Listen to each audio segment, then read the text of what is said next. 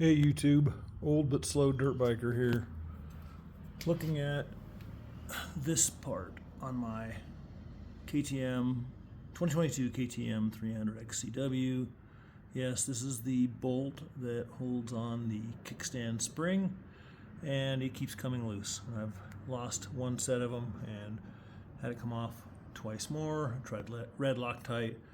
It's not holding. It's now aligned where I put it last time, but it was loose last time I tried to check it. So I'm going to try something new. I'm going to see if I can put this. Hang on just a second. See if I can put this device in it instead. So this is a simple cotter key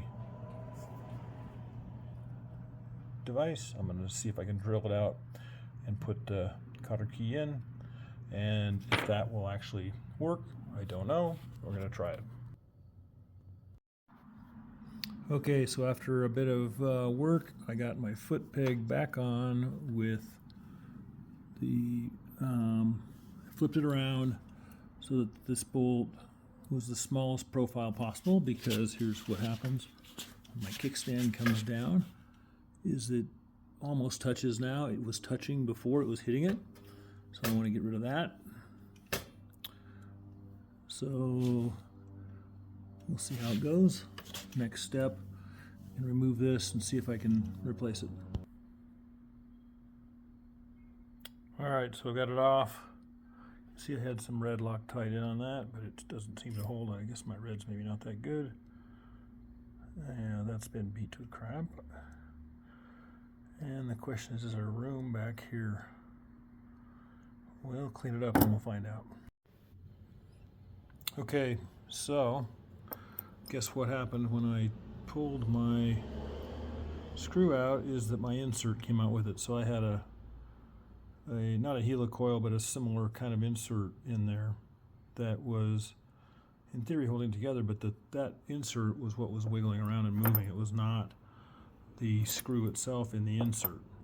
So this looks like it's going to fit reasonably well in there, and especially after I drill all the way through, I think it's going to work.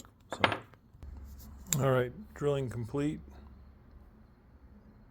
I'm going to deburr the back of that with a little file. It's got a little bit of rough spot, so I'm going to take it off. All right, so it's not focusing. There it is. See, that's raised up just a little bit there, and I'm not quite at the first cotter pin setting, so I might countersink that. That's what I'm thinking about. I might try on the bike first and then countersink it. Okay, so I put it back on temporarily here, and hard to tell here, but when it comes down, it actually hits on the back.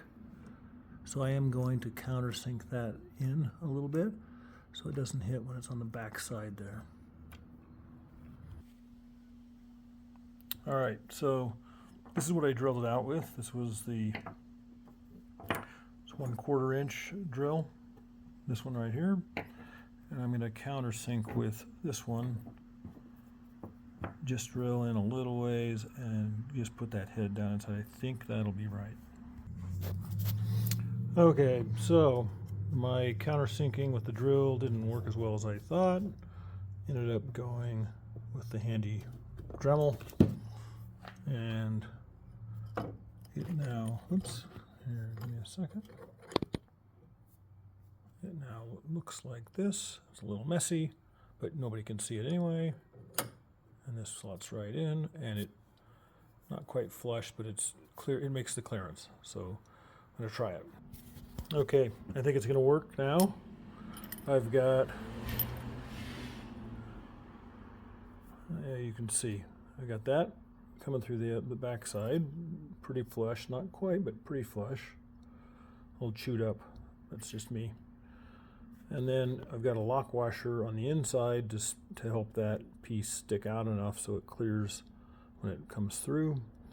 and I think it's all going to work. I'm going to trim my cotter pin down so it's not so long, and then we're going to try it. Okay, I just use a hacksaw to trim this. Easy way to do it's in a vise. You trim the short one first, and then slide it down a little bit, and then trim the long one. All right, this is what it looks like. I cut off the top with a hacksaw, and I'm going to stick it on there. I think we're good to go. Hope it works. Okay, folks, I'm sure this looked as crude as it felt, but guess what? I think it's working. There we are.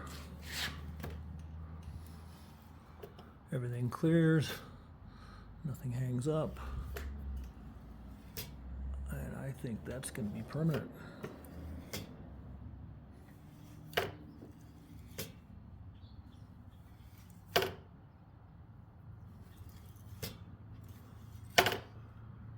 All right. Looks like it's all good.